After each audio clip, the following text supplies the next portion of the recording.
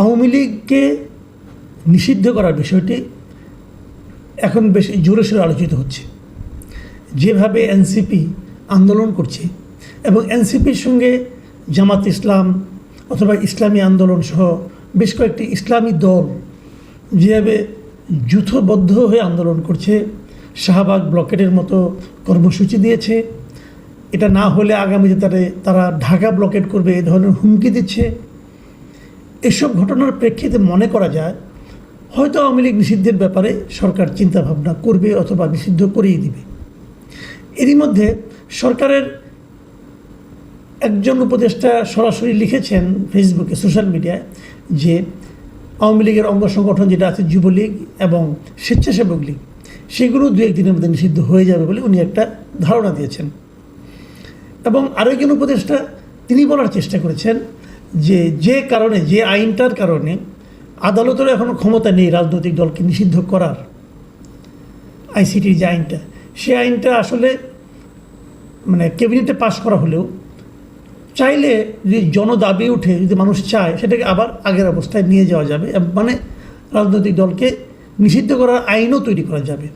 তার অর্থ হলো ওনারাও একভাবে প্রস্তুতি নিয়েছেন আওয়ামী লীগকে নিষিদ্ধ করার। আর যে আন্দোলনটা এখন চলছে, যমুনার সামনে অবস্থান ধর্মঘট হলো, রাত জুড়ে হলো, পরের দিন শাহবাগে হলো, আজকেও শাহবাগে আবার জনসভাও হচ্ছে। তো এই আন্দোলনটা যে মোটামুটি সরকারের প্রচ্ছন্ন সমর্থন নিয়েই হচ্ছে, এটা বুঝতেও কারো কোনো সমস্যা হচ্ছে না।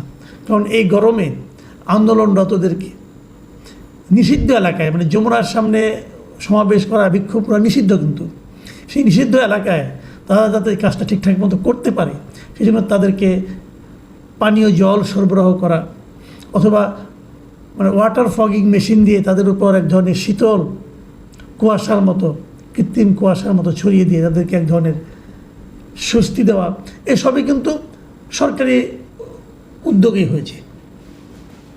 কাজে এক্ষেত্রে বোঝা যায় এ ধরনের একটা আন্দোলন সরকারও হয়তো চাচ্ছিল যে তোমরা একটা চাপ প্রয়োগ করো, তাহলে আমরা অজুহাত হিসাবে একটা জিনিস দেখাতে পারবো সারা দুনিয়াকে, বহির্বিশ্বকে, যে আসলে জনদাবির মুখে আমাদেরকে এই কাজটা করতে হয়েছে।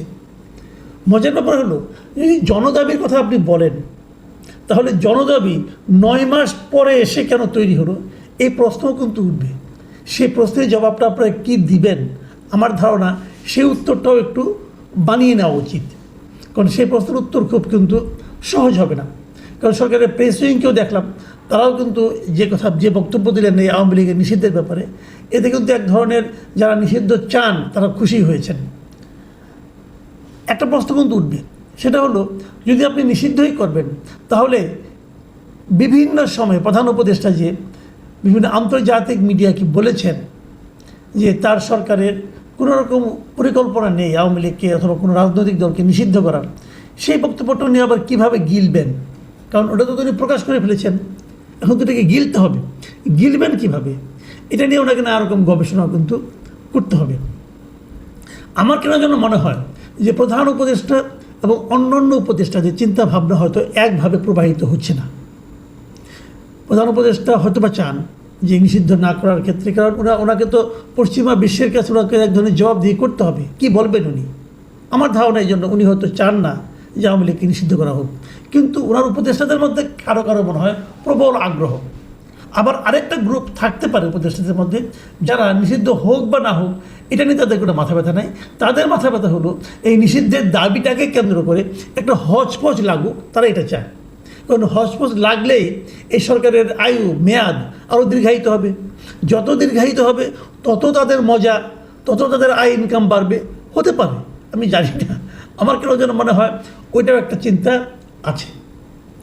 এখন আরেকটা প্রশ্ন করতে চাই, এই যে শাহবাগে পুরো রাস্তা আটকে দিয়ে ব্লকেট করে, রাজধানীর একটা গুরুত্বপূর্ণ জায়গাকে ব্লকেট করে দিয়ে একটা দলকে নিষিদ্ধ করার কথা বলা হচ্ছে এবং তারা বলছে যে এই শাহবাগে নাকি ফ্যাসিবাদের অন্ত ঘটবে। এখন যদি আপনারা এরকম একটা দাবির মাধ্যমে সরকারকে বাধ্য করেন এবং সরকার যদি একটা নির্বাহী আদেশের মাধ্যমে একটা রাজনৈতিক দলকে নিষিদ্ধ করে দেয়, তাহলে এই কর্মটি, এটাকে কি লোকে ফ্যাসিবাদী আচরণ বলবে না? ইটসেলফ এটাই কি একটা ফ্যাসিবাদী আচরণ নয়? নির্বাহী আদেশের মাধ্যমে একটা রাজনৈতিক দলকে যদি কেউ নিষিদ্ধ করতে চায়, সেটাকে আর কে কী বলবে আমি জানি না। আমার কাছে এটা একটা কালো আইন হবে, এবং কালো আইনের মাধ্যমে নিষিদ্ধ করাটা এক ধরনের ফ্যাসিবাদী আচরণ হবে বলে আমি মনে করি। তারপরেও সরকার করা রিস্ক নিতে পারে, এটা তাদের হিসাব, তারা কেন করবে জানি না।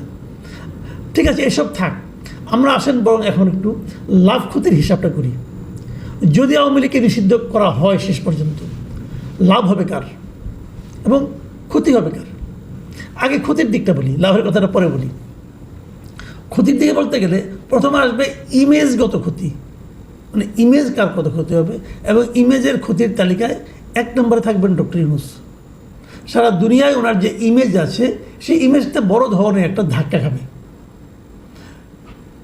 এই নিষিদ্ধকরণের বিষয়টাকে আর যাই বলা যাক না কেন, পশ্চিমা বিষয়টাকে ডেমোক্রেটিক আচরণ বলে মনে করবে বলে আমার কাছে মনে হয় না। এবং এই আনডেমোক্রেটিক কাজটা কার আমলে ঘটলো? ডক্টর ইউনূসের সরকারের আমলে ঘটলো। এই জিনিসটা ডক্টর ইউনূস কখনোই সারা দুনিয়ার কাছে এক্সপ্লেন করতে পারবেন না। আপনি যেভাবেই করুন সেটা গ্রহণযোগ্য হবে না। এবং ওনার এতদিনের তৈরি করা যে ইমেজ, সেই ইমেজের এত বড় ধাক্কা এর আগে কখনো লাগেনি, ভবিষ্যতেও লাগবে না। আর ইমেজ ক্ষতিগ্রস্ত হবে কার? আর ইমেজ ক্ষতিগ্রস্ত হবে বিএনপির এই কারণে যে বিএনপি একটা পলিটিক্যাল পার্টি। বিএনপি সারা সময় বলে এসেছে যে তারা রাজনৈতিক দলের নিষিদ্ধের পক্ষে না। আমি আজকেও শুনলাম তাদের মহাসচিব বলেছেন যে রাজনৈতিক দলকে নিষিদ্ধ করার জন্য আমরা কে? এটা তো নিষিদ্ধ করলে জনগণ করবে। কিন্তু তারা থাকতেও যদি নিষিদ্ধটা হয়ে যায় এবং তারা যদি কোনো ভূমিকা রাখতে পারে নাই, এই দায়টাও আলটিমেটলি কিন্তু বিএনপির উপর চাপবে। আর ইমেজে দিক যদি আমরা চিন্তা করি, এটার যারা উদ্যোক্তা এনসিপি, তাদের কিছু হবে না। তাদের কিছু হবে না এই কারণে তাদের তো আসলে কোনো ইমেজই তৈরি হয়নি এই পর্যন্ত। ইমেজ তৈরি হওয়ার আগেই তারা তো এই সমস্ত বিভিন্ন কর্মকাণ্ডের মাধ্যমে নিজেদের অবস্থান প্রায় জিরো করে ফেলেছে। কিন্তু জনসমর্থনের কথা যদি বিবেচনা করি, এই নতুন পার্টি মানে এনসিপির জনসমর্থন কমতে কমতে এমন একটা জায়গায় এসে পৌঁছেছে, এখন আসলে তাদের এ ধরনের একটা আন্দোলন করা ছাড়া আর কোনো উপায় ছিল না। তারা তাদের গায়ে যে কিংস পার্টির তকমা লেগে আছে, তারা এখান থেকে বেরোতে পারছিল না।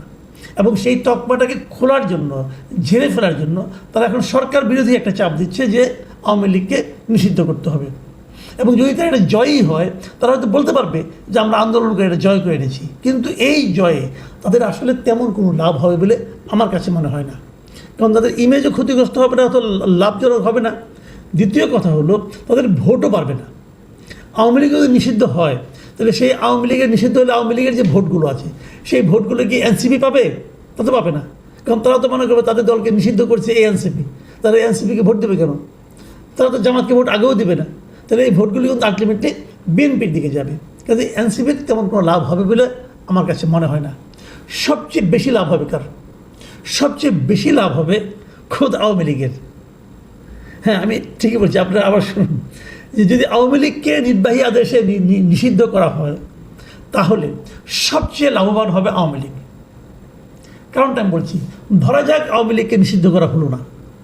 আওয়ামী লীগকে আসন্ন জাতীয় নির্বাচনে খুব স্বাভাবিকভাবে, খুব মানে আপনার একটা শান্তিপূর্ণ উপায়ে অংশ নিতে পারবে না।